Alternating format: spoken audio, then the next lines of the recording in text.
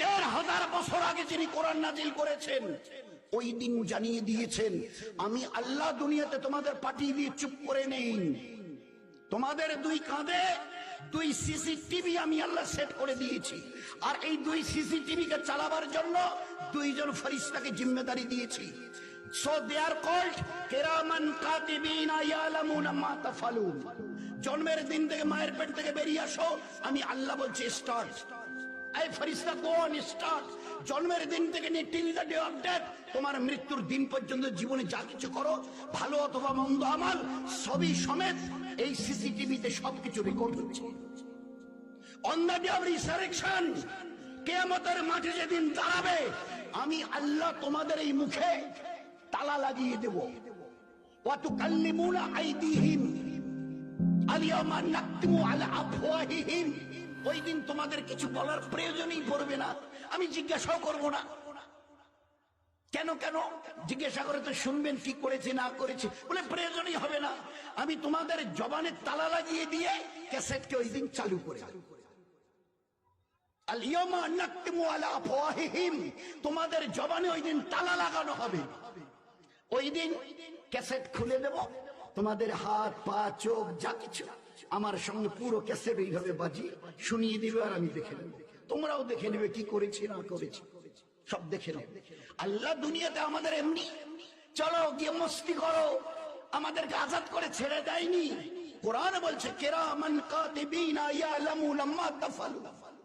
এমন দুই ফেরেশতা যাদের এক সেকেন্ডের জন্য চোখে তন্দ্রা আসে না, বলে দিয়েছে, পরিচয় করিয়ে দিয়েছে, পরিচয় করিয়ে দিয়েছেন। এক সেকেন্ডের জন্য এই দুই ফেরেশতার চোখে কখনো নিদ্রা আসে না, তন্দ্রা আসে না। Each and every activities of your life, either it may good or bad, ভালো অথবা নেক আমল অথবা মন্দ আমল, যা করো, যদি ভালো আমল করো এই লিখছি, যদি মন্দ আমল করো ওই লিখছি। দুইজনের দুই রকমের কাজ। তখন মশা বলছিলেন, তো আল্লাহ আমাদের দুনিয়াতে আজাদ করে ছেড়ে দেয়নি, পাঠাবার সঙ্গে সঙ্গে দুটো ক্যাসেট ওখানে সিসিটিভি বসিয়ে দিয়ে দুনিয়াতে এবারে ছেড়ে দিয়ে বলছে বি কেয়ারফুল, সাবধানে চলিও। সবাইকে, সারা দুনিয়ার সবাইকে ফাঁকি দিতে পারবে, আমার এই দুই চোখকে ফাঁকি দেবার কোনো রাস্তা নেই। এই জন্য আল্লাহ পাক জন্ম মৃত্যুর মাঝখানে আমাল দিয়েছিল জীবনটাকে ধন্য করবার জন্য, জীবনটাকে ধন্য করবার জন্য। কারণ আমার কাছে ফিরে আসতে হবে, আর আমি ওই দিন তোমাদের সামনে ক্যাসেট চালিয়ে দেবো। সে ক্যাসেট সবই সমেত তোমরা আওয়াজ পর্যন্ত শুনতে পাবে। কি করেছো দুনিয়ায়, কে করেছে, কে কি করেছো দুনিয়ায়। হাদিসে পাকের মধ্যে এক জায়গায় এসছে, ওই সময় আল্লাহ পাক হাতের ক্যাসেট খুলে দেবে। ওয়া তুকাল্লিমুনা আইদিহিম, আমি সুইচটা টিপে দেবো, যেমন মোবাইলে সুইচটা টিপে দিই, যেটা প্রয়োজনে গুগলে ওখানে টিপে দিয়ে আমি তোমাদের হাতের সুইচটা টেপে দেবো। ওয়া তুকাল্লিমুনা, ও আমার সঙ্গে কথা বলবে। ওয়া তুকাল্লিমুনা আইদিহিম, হাত কথা বলবে। তো ওই সময় বলতে গিয়ে সব কখন কোন সময় কি করেছে, এই হাত ভালো জায়গায় গেছে, অথবা কোনো ছেলের দিকে হাত বাড়িয়েছে, কোথায় গেছে, কোনো ভালো কারো গরিব মানুষের দিকে দুটো 10টা টাকা বার করে দিয়ে গেছি, অথবা কারো পকেট থেকে কিছু বার করে নেবার জন্য হাত বাড়িয়েছে, সব এই দিন সে ফাঁস করবে।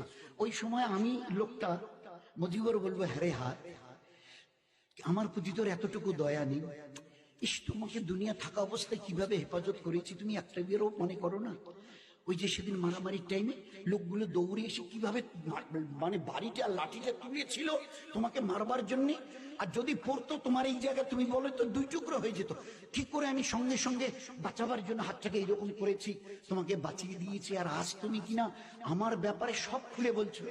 ওই সময় হাত বলবে, আমার বানানেওয়ালা আল্লাহ আমাকে তোমার হাওয়ালা করে দিয়েছিল, আমার বানানেওয়ালা আল্লাহ তোমার হাওয়ালা করে দিয়ে বলেছিল এই হাত নিয়ে তুমি কি করবে আর কি করবে না, এই হাত কোথায় যাবে কোথায় যাবে না বলে দিয়েছিল।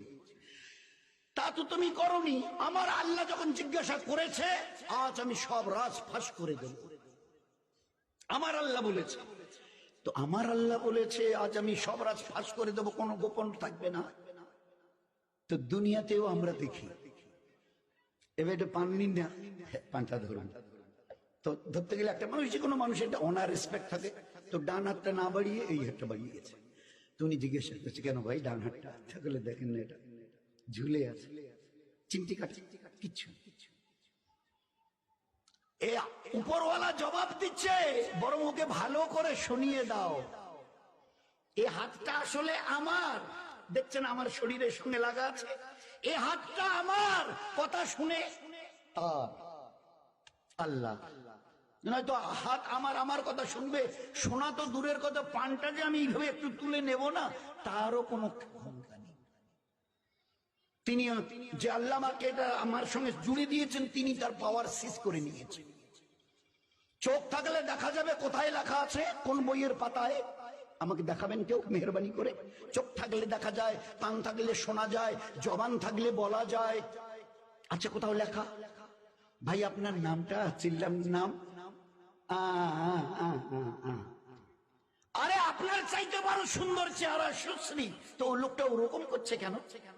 আপনার চাইতে ভালো চেহারা, ভালো মুখ, ভালো কাপড় চোপড়, ভালো ফ্যাশন স্টাইল, তো লোকটা ওরকম করছে কেন? ভাই আপনার বাড়ি? চুপ করে আছে। আরে ভাই আপনাকে বলছে আপনার বাড়ি। পাশের লোকটা বলছে আসলে উনি কানেই শোনে না। আল্লাহ দেখিয়ে দিয়েছে, কান থাকলে শোনা যায় না যদি আমি আল্লাহ না শোনাই, এ জবান থাকলে বলা যায় না আমি আল্লাহ যদি না বলাই, এ চোখ দেখে না আমি আল্লাহ যদি না দেখাই। কি বলে লোক? ভাই ওনাকে আসলে কি করে চিনবে, উনি তো জন্ম অন্ধ, জন্মের থেকেই চোখে দেখে না। আল্লাহ দেখি এ হচ্ছে হকিকতে, হচ্ছে ইমান, লা ইলাহা। চিউটি থেকে জিবরিল কেউ করে না, করেনেওয়ালা জাত আল্লাহ। আমাকে চলার জন্য যে হায়াত তন্দুরুস্তি রেখেছে, এটা তার মেহেরবানি। পাশের বাড়িতে গিয়ে দেখো, জওয়ান 22 বছরের ছেলেটা, মানে শুধু লেংড়িয়ে নয়, পা ছেঁচলে, মানে পিছন থেকে মাটিতে ছেঁচিলিয়ে যাচ্ছে, দাঁড়াবার কোনো ক্ষমতা নেই। আমাদের মাথাভাঙা ব্লকের পাশেই একটা বাড়ি, এক ভাইয়ের আমিনুরের, তারই একটা ভাস্তা, এখন বোধহয় 24-25 বয়স চলছে, দাঁড়াতে পারে না। 24-25 বছর বয়স চলছে ছেলেটা, ওই বসে বসে।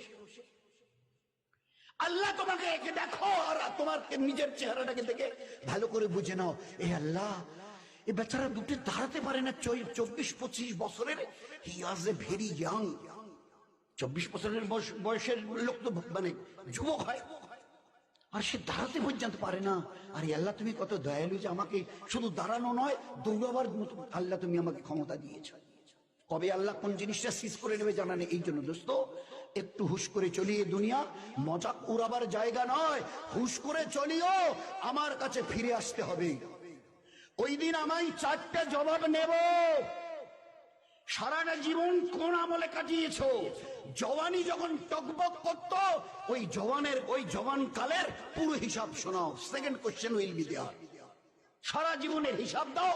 দ্বিতীয় কোশ্চেন, জওয়ানি যখন ছিল 15 থেকে 30-35, ওই সময়টা কি করে কাটিয়েছ? মাল কোথা থেকে এসেছে আর কোথায় লাগিয়েছ, পুরো হিসাব দাও। টাকা হিসাবে নয়, পয়সা হিসাবে, পয়সা কি করে এসছে। টাকার হিসাব দিলে 50 পয়সাগুলো যদি বাদ চলে যায়, ফাঁকি দিয়েছ, মদ খেয়েছ, ও হবে না। পাই কোন রাস্তা দিয়ে মাল কামিয়েছ আর কোন রাস্তায় মাল লাগিয়েছ, আমি তো বলে দিয়েছি কিভাবে কামাবে, কিভাবে খরচ করবে।